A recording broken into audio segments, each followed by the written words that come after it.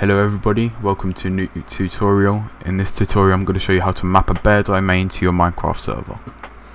What I mean by bare domain is just a regular domain. In this instance we're going to use skyregions.org. For this video I'm going to be using Node hosting. I'm going to be using it for the rest of my YouTube career, and all the links to their services will be in the description. Okay, so let's get into it.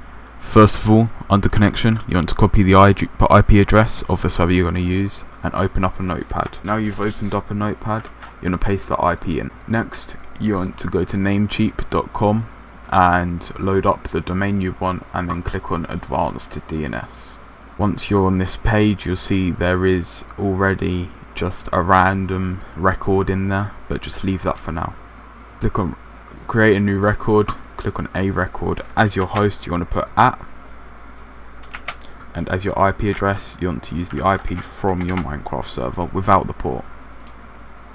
Second, you want to use an SRV record. As your service you want to put _Minecraft, protocol _TCP, priority 0, wait 5, and your port will be the port from your Minecraft server. Target will be your IP, so skyregions.org. You want to set your TTL to 30 minutes. You'll see it resets it, and that's fine, because if you refresh the page it will just show up as how you saved it. Any external that has loaded in that you don't want to be there, just delete it like this. And last one, there you go, that's all you need. So let's just make sure this works by using this original IP address,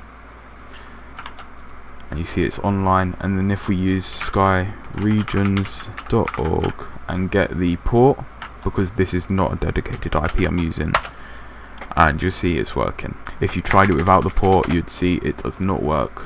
That's how you map a bare domain to your Minecraft server, so it's more easy and more memorable for your players to join. Thank you very much. Please comment, like and subscribe, and I'll see you in the future.